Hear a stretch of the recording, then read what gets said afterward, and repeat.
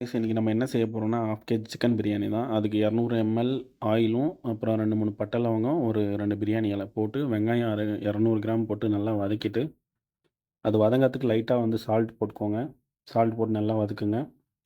நல்லா இந்த மாரி பொன்னிறமா வந்ததுக்கப்புறம், இதில வந்து நம்ம என்ன பண்ணணும்னா, தனி மொளகாத்தூள் ஆட் பண்ணணும். அப்பதான் வந்து நேச்சுரல் கலராவே வரும். நம்ம கலர் இதுக்குன்னு செப்பரேட்டா ஆட் பண்ண தேவையில்ல. அப்புறம் வந்து இஞ்சி, பூண்டு அரைச்சது வந்து 1 கிலோவுக்கு 150 கிராம். ஸோ, இது 1/2 கிலோன்றதுனால 60 கிராம் எடுத்திருக்கேன். ஸோ 75 எடுக்கணும். நான் 60 தான் எடுத்திருக்கேன். அதுக்கப்புறம் வந்து இது நல்லா வதங்குனோனே, தக்காளிய போட்டு நல்லா வதக்கிக்கலாம். தக்காளியும் வதங்குனதுக்கப்புறம், நம்ப கொத்தமல்லி, புதினாவ வந்து போட்டுக்கலாம். அது வந்து உங்களுக்கு ஏத்த மாரி கொஞ்சமா கூட போட்டுக்கோங்க. அது நல்லா வதக்கி விட்டுட்டு, அதுக்கப்புறம் வந்து 100 எம்எல் தயிர் ஆட் பண்ணிக்கோங்க. அதையும் நல்லா வதக்கிக்கோங்க.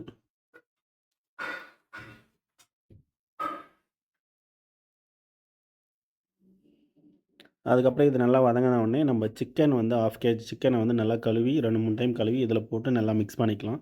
இதிலேயே வந்து 1/2 பதம் நல்லா வேகணும். அதுக்கப்புறம் வந்து நம்ம அளவு தண்ணி ஊத்திக்கலாம்.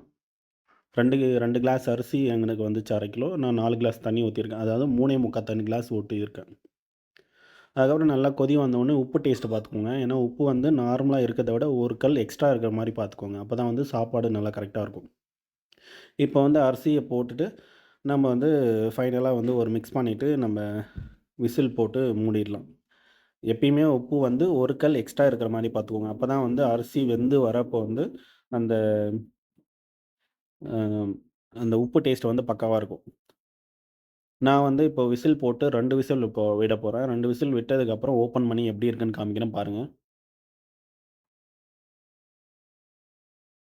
அ ரைஸ் எல்லாமே வந்து நல்லா வந்திருந்துச்சு. எல்லாமே ரொம்ப லென்த்தா வந்திருந்துச்சு. அரிசி வந்து நீங்க ப்ராசஸ் ஸ்டார்ட் பண்றதுக்கு முன்னாடியே வந்து அத ஊற வச்சுருங்க. அப்பதான் வந்து கரெக்ட்டா இருக்கும். ஸோ, இப்போ வந்து எப்படி இருக்குன்னு நீங்களே பார்த்து சொல்லுங்க. ஸோ, இது பார்க்க மட்டும் இல்ல, டேஸ்ட்டுமே சூப்பரா இருந்துச்சு. அத நானா சொல்லக்கூடாது. நீங்க ட்ரை பண்ணி பார்த்துட்டு எனக்கு கமெண்ட் பண்ணுங்க. மறக்காம ஷேர் பண்ணிக்கோங்க. அப்புறம் ஃப்ரெண்ட்ஸ் அண்ட் ஃபேமிலிக்கு வந்து ஷேர் பண்ணிவிட்டு லைக் பண்ணுங்க. அப்புறம் ஃபாலோ பண்ணிக்கோங்க. ஓகே.